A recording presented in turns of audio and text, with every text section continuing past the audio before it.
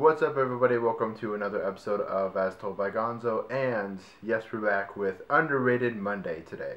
Last week, if you didn't check out my video, check it out right here. I did a Shout Factory, Scream Factory collection overview, so definitely check that out.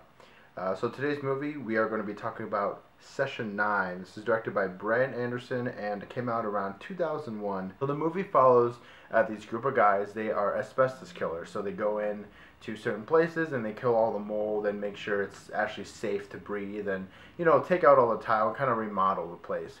So they actually get a job at the Danvers Mental Hospital in Danvers, Massachusetts. And it's pretty much just tells the story over a week period of time, them going through this hospital, and essentially they all go crazy. Specifically this one guy, I don't really want to spoil how it goes, but this one guy just completely goes insane, and by the end of the movie he's just essentially becomes one of the patients. Honestly, I think this movie is not talked about very often. Once in a while it'll be bring up, and it kind of does have a cult following to it, but I don't really see anybody talk about it, and there's no really cool edition that I think this movie deserves. Shout Factory, if you're listening, Session 9 on Blu-ray would be awesome. What I really enjoy about this movie, it's very atmospheric.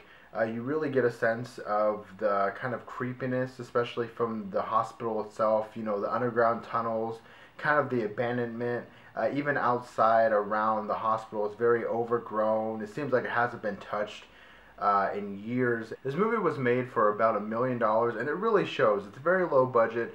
But I think what's wrong with a lot of horror movies today is they rely on kind of jump scares and things that pop out on you. When this movie doesn't rely on that, it really relies on atmosphere. You know, getting a sense of isolation with these guys. Yes, everything happens during the daytime, but that makes it 100% more creepier. Is everything that's going on, that's creepy, that's scary, that's horrific, is going on during the daytime. Like I said before, this movie is very atmospheric, and it has a pretty good, cool storyline. It's pretty predictable towards the end. You know, there's not many, you know, oh, that's surprising. This movie is a very good psychological thriller, because you really don't know what's going on the first 45 minutes to an hour, and then finally, you know, the last about 45 minutes, it really picks up, gets really deep into the story, and you really kind of know what characters are doing what, and who's obviously going crazy. Some of my favorite horror movies take place in abandoned asylums or abandoned haunted houses.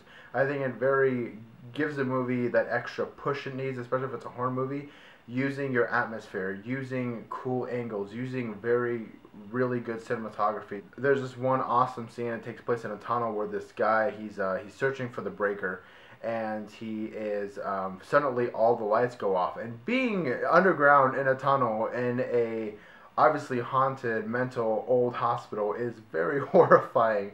I would just go crazy if I was just in a tunnel and all the lights pitch black. So I definitely recommend Session 9. I think it's a very underrated psychological horror movie that a lot of people don't talk about. So if you've seen Session 9, let me know what you thought about it. I enjoy this movie a lot. It's fantastic. Leave in the comments below of what you thought about it. And definitely check out my last video. I would greatly appreciate it. And once again, thank you for watching. Thank you for subscribing. And I'll see you guys next week for Underrated Monday. And happy October. Later.